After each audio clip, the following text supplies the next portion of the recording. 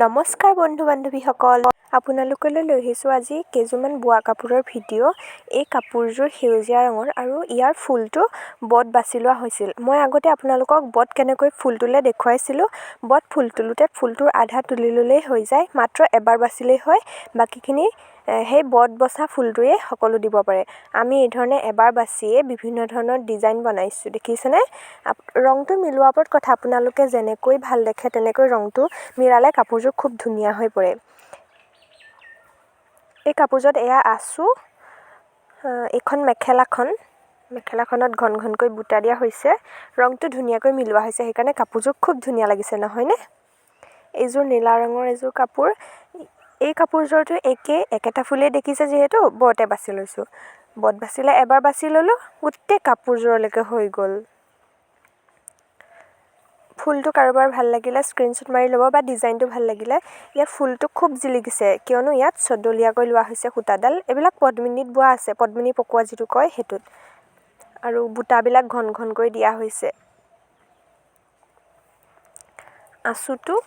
আঁচু নহয় আচলতে, এইটো পাৰিটো সেই একেটা ফুলেই, দেখিছেনে? কিন্তু দেখিবলৈ ভাল হৈছে, নহয়নে বাৰু? এই কাপোৰযোৰ বিয়া সবাহ সকলোলৈকে পিন্ধি যাব পাৰে।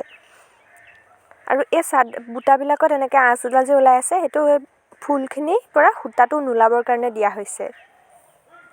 এইযোৰ হৈছে আন এযোৰ কাপোৰ। ইয়াতে পদ্মিনী পকোৱাত দীঘত আছে আৰু বানী পাতৰ। সেইকাৰণে কাপোৰযোৰ খুব বেছি কোমল হয়, পাটৰ কাপোৰৰ নিচিনা। কিন্তু ভিডিঅ'টোত পাটৰ কাপোৰৰ নিচিনা নেদেখিব পাৰে। আৰু ফুলটো দহি গুঠে যে সেই গুলিটোৱেদি বচা হৈছে, খুব মিহি হৈছে। আৰু এই ফুলটো বত বচা ফুল নহয়, এবাৰেই বাচিব লাগে। এবাৰ বাচি আকৌ লুটিয়াই দিব পাৰি, এনেধৰণৰ ফুল। আৰু ইয়াৰ এই ফুলৰ মাজৰটো বুটা হিচাপে দিয়া হৈছে। খুব ঘনকৈ দিয়া হৈছে বুটাখিনি। আৰু এইটো পানকটাটো চাদৰত আঁচু দি বা পতি দিয়া হৈছে। এইযোৰ আন এযোৰ কাপোৰ। এই কাপোৰযোৰৰ ভিডিঅ' মই শ্বৰ্টছ এটাত দিছিলোঁ। এই কাপোৰযোৰত ফুলটো খুব সহজ। এই ফুলটোও মই ভিডিঅ' দিছিলোঁ, আপোনালোকে কমেণ্ট কৰিছিলে লাগিব বুলি, সেইকাৰণে দিছিলোঁ, চাই ল'ব। মাত্ৰ 7টা কাঠি ফুল এইটো।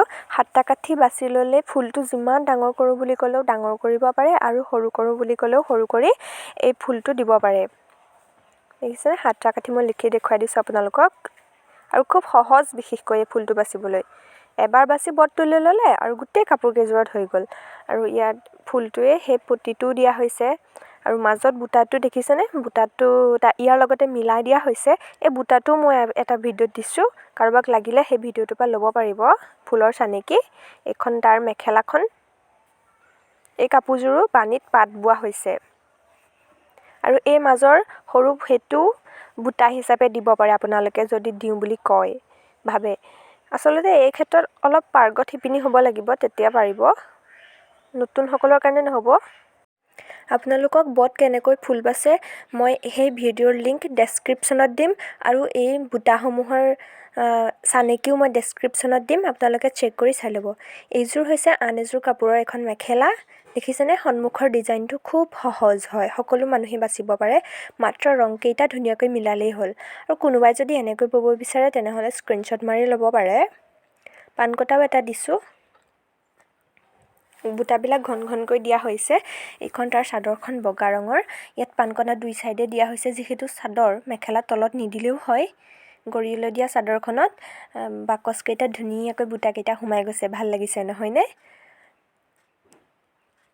আৰু মোৰ এনেধৰণৰ ভিডিঅ' পাবলৈ চেনেলটো ছাবস্ক্ৰাইব কৰিব, লগতে লাইক, কমেণ্ট আৰু শ্বেয়াৰ কৰিবলৈ নাপাহৰিব।